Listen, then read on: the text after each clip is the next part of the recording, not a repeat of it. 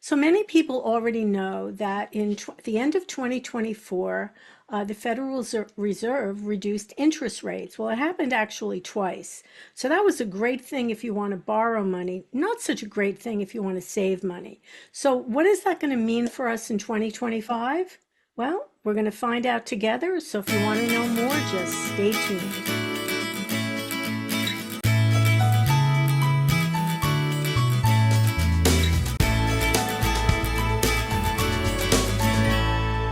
Good morning, everyone, and welcome to Scan FYI.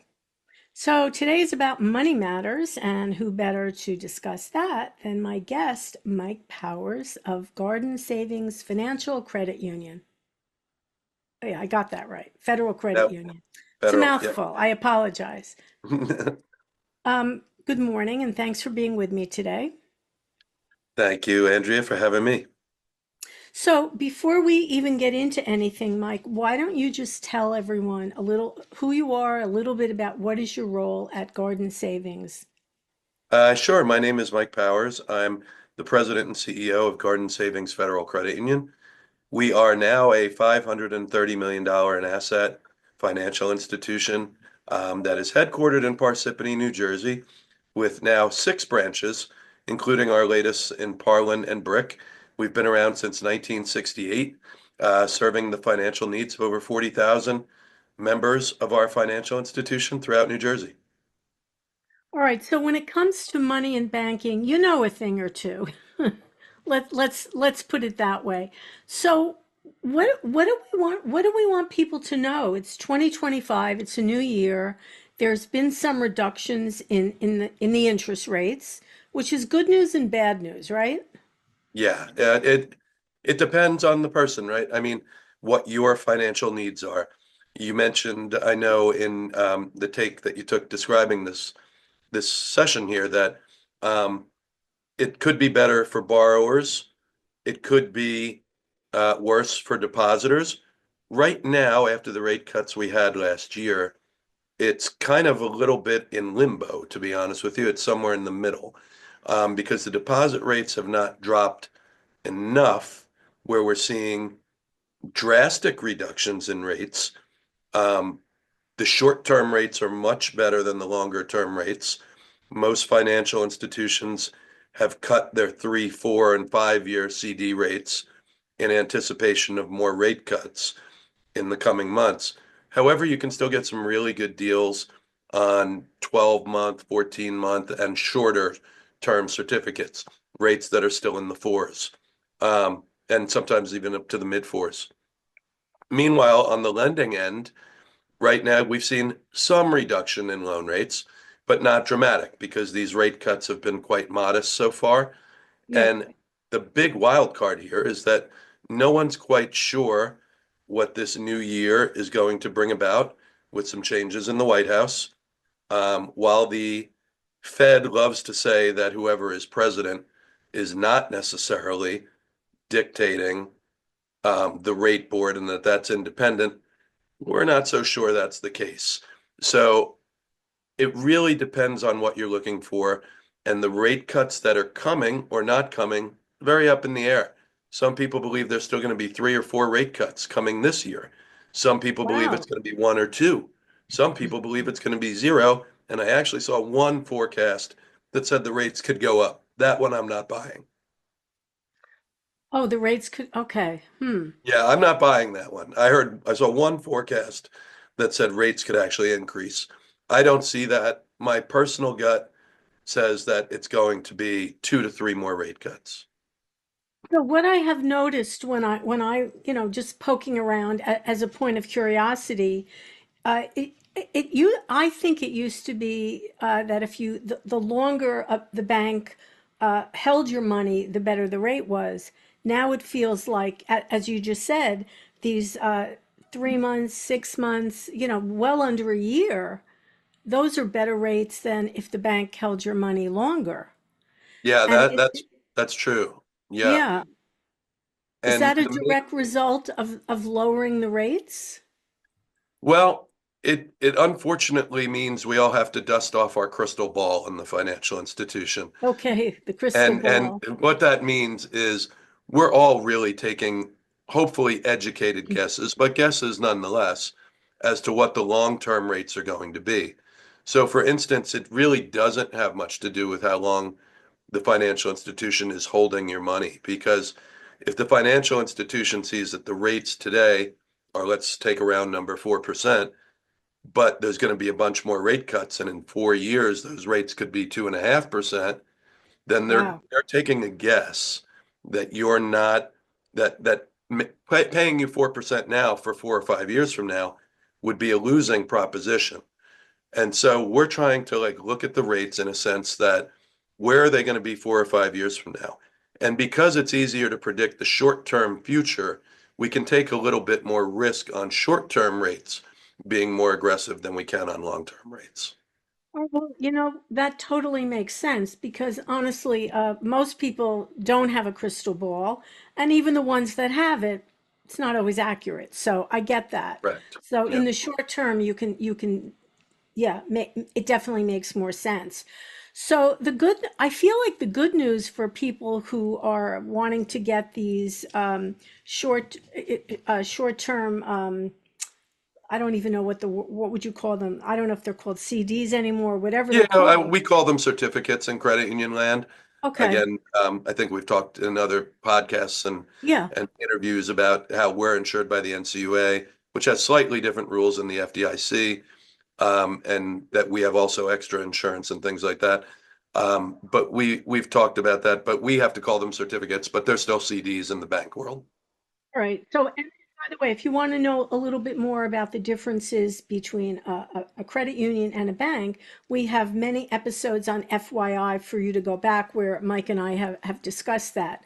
But I guess the good news of it means that you don't have to, as let's say the saver, I don't have to tie my money up for a long period of time. So that's kind Yeah, of a good thing, right? yeah, I would look at, yeah. that's the beauty of it. Yeah, you're not locked in long term. You're not, it depends how much you think you may need access to your money, right? Everybody's different. And Mm-hmm. so if you may need access to your money in 12, 14, 15 months, you can get some really good rates. And that's great. That's perfect for you. If you're someone that was looking to tie it up for 5 years, that could be a little different. And there's different ways you can juggle that too. You can say, hey, the rates might not drop as much. This 4% rate could be around 12 months from now. So the same rate I'm getting today, maybe I can get again when my CD comes up for renewal.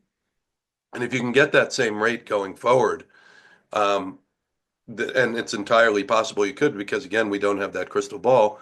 If you have that rate going forward, then you can get it for 24 months, 36, who knows? And that's where we're kind of guessing at the rates. And it's going to be very interesting. The Fed meets 8 times a year to set rates. And it's going to be very interesting to see what happens in these initial meetings. Most people don't think the rates are going to move at all in the first quarter. Again, that's not to say that's a locked in stone. It's not. It's not etched in stone. Um, but most people still think they're going to change in the second quarter.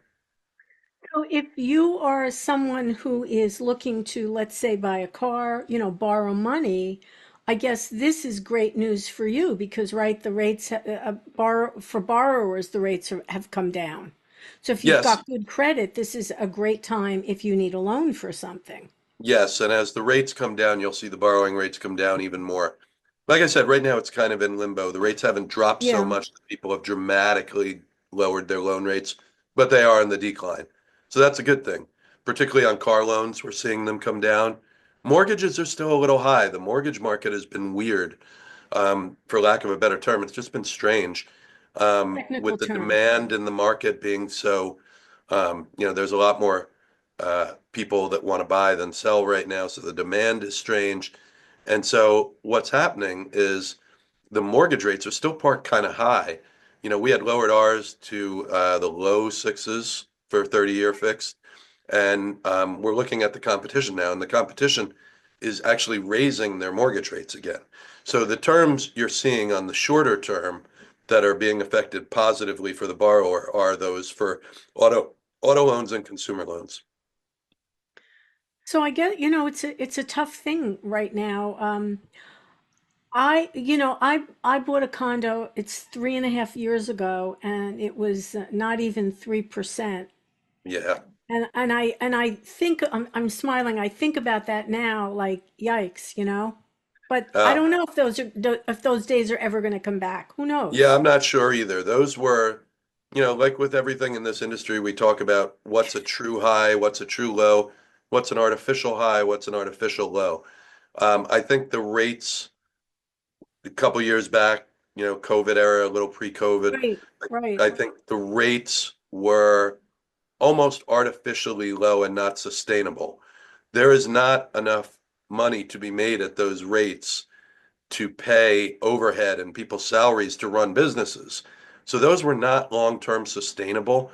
I think where the Fed would love to see this all get parked is somewhere where first mortgages 30-year are 4.5 to 5%.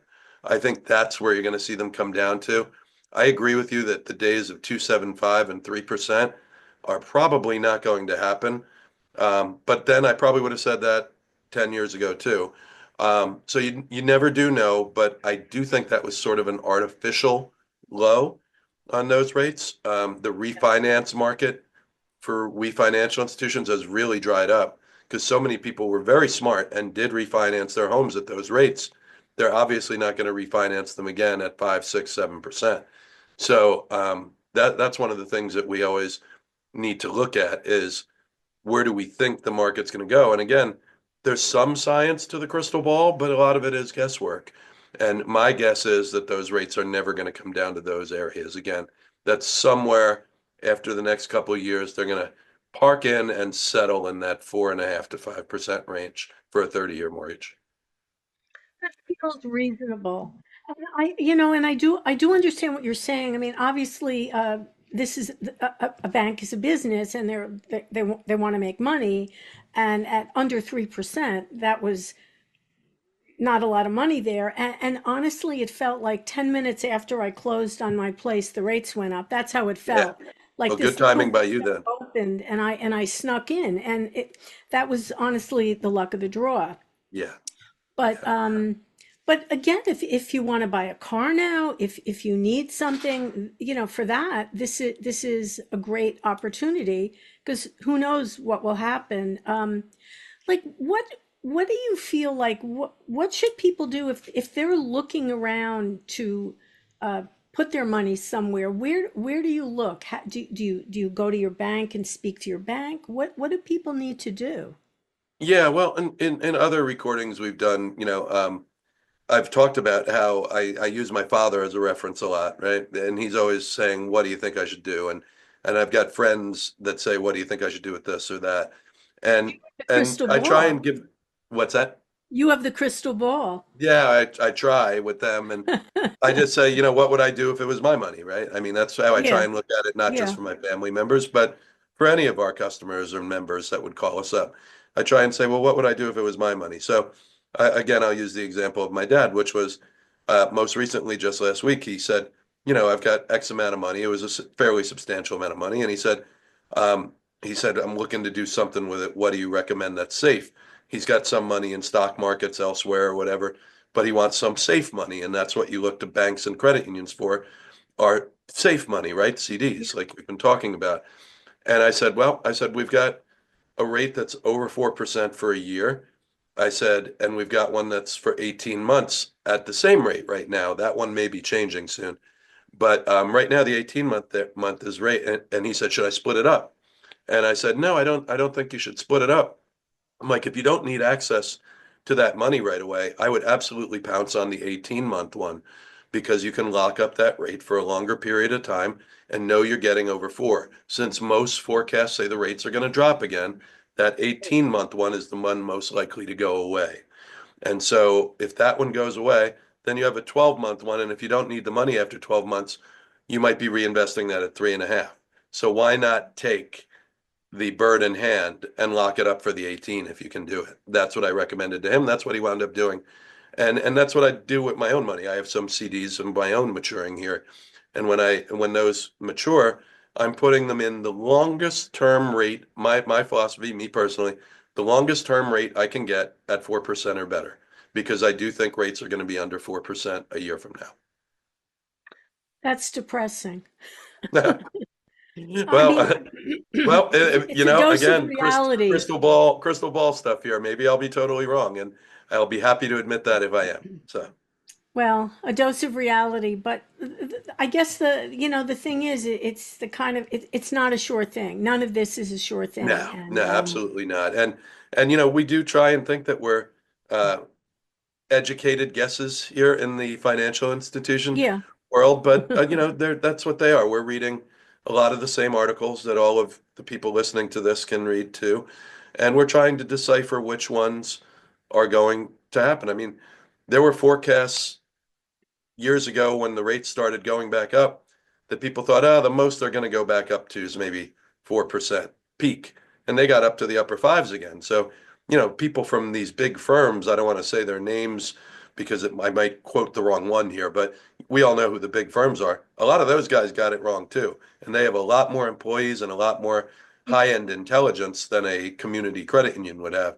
And so there is no science to it. So we're all taking our best guess on the information that's out there. And so these are really just my opinions right now that we're sharing. But I think there's a smart way to play it. If you're a conservative investor, take rates that are over four for the longest period you can, because I do think those are going to go down. Strictly my opinion, but I do think those are not going to be there a year from now. They could be, but I'll be surprised. So right now, 4% is looking like a pretty good number. Yeah, four is good. I Yeah. mean, some people are going with the short-term stuff. I've seen stuff out there. I think we have a higher rate at 6 months. I think it is. I don't have it in front of me. But there are ones that are still 4.5 you can get, but they're very short term. So do you want to go four for 18 months, or do you want to take a 4.5 for 6 months, knowing you may need to reinvest that at a number that's under four? I mean, you can do the math. There's plenty of calculators online and kind of see where am I earning the most interest if I plug in 6 months at 4.5 versus and a year at 3.75 versus a full 18 at 4.25 or four. Where am I earning more money? You can kind of play with the numbers and see. But if someone's offering you a really good rate at 6, 7, or 8 months right now on a CD, it's probably because they don't anticipate that rate is going to be Right. there in 6, 7, 8 months, and they're playing that average. And I think also it depends on, well, how long you can afford to have your money tied up. Absolutely. Because, depending on, if you're a senior and you're on a fixed income, you have X amount of money, that's all you have. You don't want to Yeah, put all your money in something that you're not going to see for a long time because we have to have an emergency fund always, right? absolutely. So you have to be super careful about that. Yeah. Yeah, emergency funds are key. One of the things we have, I'll do like a little plug here, but Yeah. we actually have something called the accelerated savings account, where it earns 4.07% on the first 15,000 in the account, and then it earns a much lower rate on anything over 15,000. But if 15,000, 20,000 is a number that you're comfortable keeping liquid, you can earn a really good rate of 4.07 on that money while it's completely liquid. You can withdraw from it whenever you need, and maybe trying to find a hybrid of that and a CD so that you've got some money tied up at 4.07% that's liquid, and then you've got other money that's tied up within the terms of a CD that may earn a little bit more or similar, but then you don't have to worry about the money being tied up. Yeah, that's key. How much you can afford to have tied up. Yeah, definitely. Yes, yes, Especially if we're talking about, seniors. Yeah, I yeah, think it's really critical not to, fall into the trap of putting all of your money away and you can't access it for yeah, even 6 months. You could have yeah, yeah. anything could happen at any time in the world. So, Yeah, and it's a little bit of a misnomer to say it's tied up and you can't access it. You can always access your money. I just want to make sure everyone's clear with that. oh, all But right. Okay. Is there but you do lose the interest. So it's like okay. it's Okay. different based on the term. Some like on a really short term one, you would forfeit, I believe, all the interest on like if it's a 3, 4, 5 month one. If once you go out past a year, you're forfeiting 2, 3 months worth of interest. Again, I don't have the numbers in front of me. But the longer you go out, you can always get it, but you're forfeiting your interest, and who wants to invest at no interest? So you can always have access to your money. You're just breaking the CD and paying that interest penalty. Good to know. Thanks for sharing that. All right. Yeah. All right. Well, Mike, any final thoughts you want to share with our audience out Um, there? yeah, no, just, buckle up and enjoy the ride. I think everybody, regardless of whatever side someone sits on the political fence, would recognize there's going to be some fairly dramatic changes both on the government end and in the financial end, because there's going to be a lot of things that change now because so much regulatory stuff is changing that there's going to be ripple effects in areas that no one really knows yet. And I don't think anybody's crystal ball can see that. So I would say read what's out there, listen to what's out there, and kind of see how things are going because there are going to be a lot of changes in the next 12 months. I believe that. I'm just not sure what all those changes are going to be yet. So keep an eye on things, be smart about how you invest, and be safe about how you invest if you want to be sure that nothing too dramatic is changing. And I don't think things are going to be like uprooted to the core, but I do think you're going to see some changes, and we just have to see what those changes are, how they affect the market, and adjust accordingly. We talk internally here a lot with our strategy about being nimble and being able to change things on the fly based on the environment around us. And I believe that's going to be the case this year. We're going to have to see how things shake out, price things accordingly, adjust to the market accordingly, and be able to do that pretty quickly because there will be some changes and we need to adapt. And I think that's good advice for not only Garden Savings Federal Credit Union internally, but to our external facing customers and customers of other financial institutions as well. Right. Do your homework and be nimble with how you're investing. Be nimble with the changes that are going to happen in this marketplace. It changes. Well, fortunately, we will be speaking to Mike again in the next several months, and you know what? We'll see what happened. We'll see if your crystal ball was accurate, Yeah, that and we shall. we'll see what's going on. So And yes, my guest today was Mike Powers, President and CEO of Garden Savings Federal Credit Union. Coming to Ocean County, we'll have more news on that at a later time. But remember out there, if it's important to you, it's important to us. I'm Andrea Tarr. We'll see you next time on Scan FYI. Bye, everyone. Bye, Mike. bye, Andrea. Thank you.